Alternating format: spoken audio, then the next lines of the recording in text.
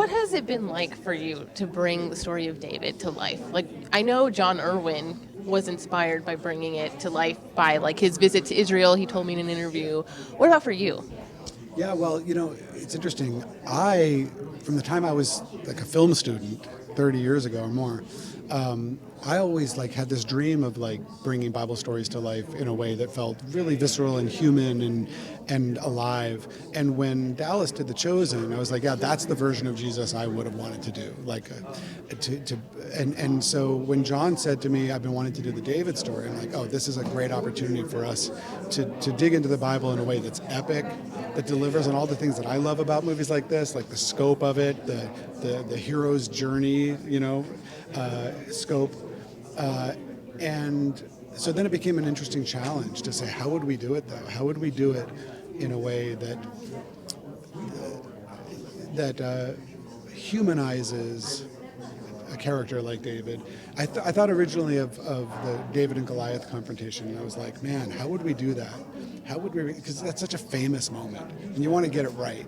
And so building the foundation that can lead to a David and Goliath, the way I would want to see it, meant stripping it all down, building each of these characters up in a way that feels like they're not just famous characters from the Bible. They're people living in the present for them, and connecting with the relatable struggles. He's a teenager who's frustrated with his father, who wants to get out of his hometown, who wants to do something more with his life, who's living in real fear of his life when he realizes that he's been anointed. Now it becomes, what am I going to do? How do I keep my family safe? I'm falling in love with a girl that I'm not going to be able to be with. Like, those kinds of things, like when you connect with them, not from a distant 3,000 year perspective, but dropping yourself right into the urgency of that, the vitality of that, and then giving a life to each of these people and each of these relationships, then I started to get really, really excited about putting the scope and the scale on top of that humanity, and then you kind of get to work on all levels.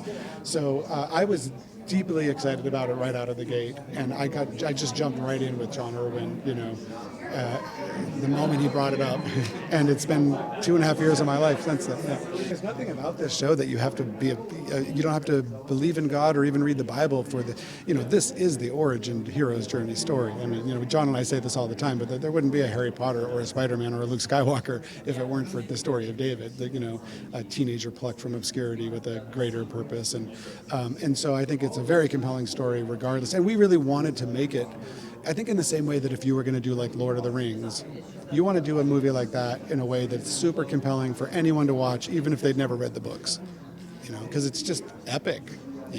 It's filled with romance and betrayal and love and fear and all these primal things. Yeah, no, great show.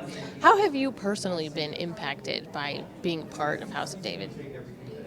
I mean, in so many ways, like you give so much of your life to these things, and to see how much it's moved audiences, to how many people tell me that this is like they're reading the Bible more and differently watching the show, and different people bring me different stories of like what part of the show has really moved them and struck them, and so I'm just so like grateful for that, and I feel like living in the world of these characters and the themes of these characters is really like gives me just different perspective on my own life, my own family, and my own priorities. It definitely has deeply impacted me. Obviously, House of David is, King David is from the Old Testament. So some may say, like, oh, that's old, like, it can't be relatable today. But how have you guys made this show, you kind of touched on it, relatable today for modern audiences? Yeah, I think that's critical. I mean, I've done a lot of adaptations in my career, true story adaptations or based on books and things like that. And I think that you always have to find, like, the way in is always through relatable truth and human emotion. So it's like, I think the challenge of it becomes, let's not think about these characters as famous or as biblical or as Bronze Age. Let's just bring ourselves into the core relationships, because those are what's relatable. A father-son dynamic is relatable. A love story between two people is relatable. Sibling rivalries is relatable. Disappointments and shame are relatable, no matter what era it's in. So you always want to go for that, find the truth in it. And then the fact that it's a biblical story becomes this like additional bonus, Yeah, and it was just announced that season 2 will be going global on March 27th. What would you tell people who haven't seen season 2 yet? What would you tell them? Oh, it's even better than season one, bigger and better than season one. I mean, we felt a great responsibility because the response to season one was so overwhelming. Like 55 million people watched the show, and so we wanted to deliver, the next level. And the beautiful thing is, season one is really just the beginning. Like David slaying Goliath, like no one thinks about like what happens the moments after that. He's on a battlefield with 250, 300,000 people crashing into each other, and he's not a warrior. How is David going to? We talk a lot about the show is about the cost of destiny, and so he slays the giant. He's now a hero, but that's just really the beginning of his journey. And so it will come at a great cost in all of his relationships, his family, his love story, this brother bond that he makes with Jonathan, which is this wonderful friendship, and such a complicated one because Jonathan knows he's teaching and training the very man who's going to replace him, and yet does it because he believes it's God's will. It's a beautiful friendship and a beautiful arc for Jonathan. So I think for people who have seen season one, you're not going to be disappointed by season two. It's just more and better. I would agree. So many good moments. What aspects of David's faith journey, his doubts, failures, repentance, worship, felt most important to highlight for today's audience? Well, I think what I love about David is that he always turns to God, and so when he's lost, when he's feeling like when he's uncertain, when he's grateful, like his music is such a beautiful way to show his connection to God, and Samuel as a mentor is such a wonderful way for him to verbalize his doubts and his insecurities, his desire to connect with God. And that's the thing about David. He had such a heart for God. And so we always have to remind ourselves when we're shaping the show, bring it back to David's connection with God. Where is he in that? And how does he look to the Lord for the decisions and when he reaches those forks in the road? And I think even as we know the great mistakes David makes in his life, he always sort of repents, falls to his face. I mean, the Psalms are filled with him publicly proclaiming his failures, but always with a heart of humility. So, and I love that about David, and Michael has that spirit about him and inhabits it so well. And he's got the voice; he can sing. It's so good. Yes, he does.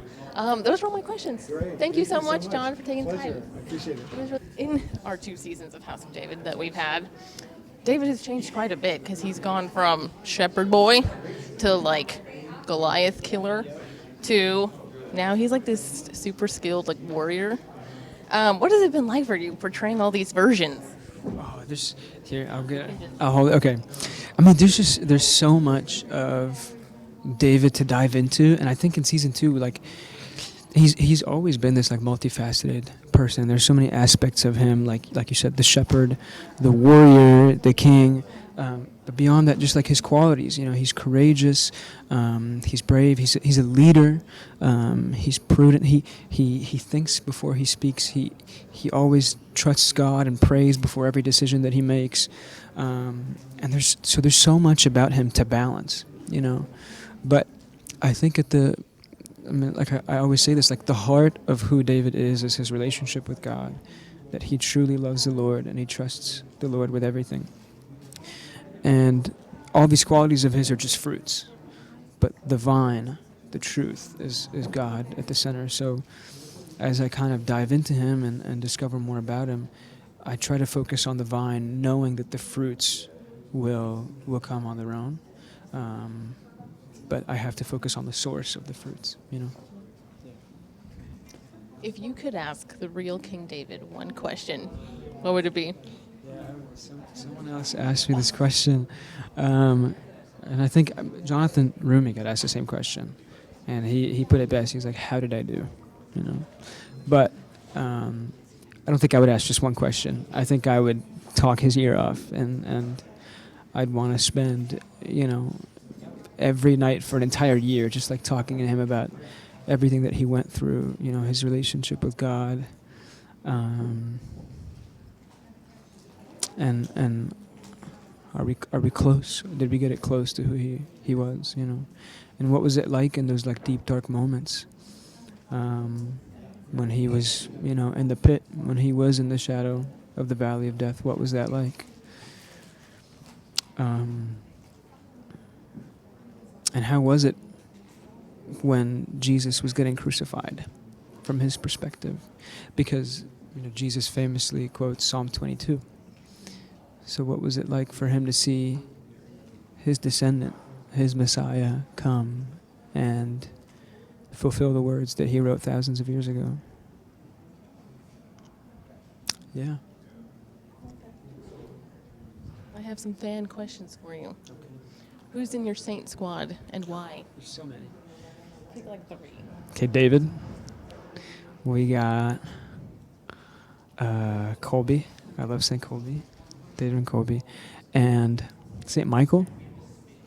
But also I love St. Therese of Lisieux. Lisieux? I think it's Lisieux. Lisieux. There's so many. St. Anthony. I love St. Anthony. St. Charbel. St. Stephen, the first martyr. There's just so many. Yeah. That's way more than 3. That's a good squad. All right. How does your faith help you navigate fame, juggling appearances, and discerning work? How does it? It's everything.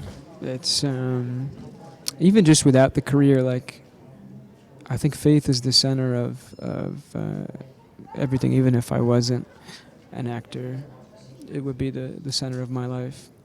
And really, what I want is God's will. We pray every day, Our Father who art in heaven, hallowed be thy name. Thy kingdom come, thy will be done. And so I think that's what I pray for most is God's will. That's it. That's all I want. What is the biggest thing you learned or best piece of advice that you have received from Jonathan Rumi?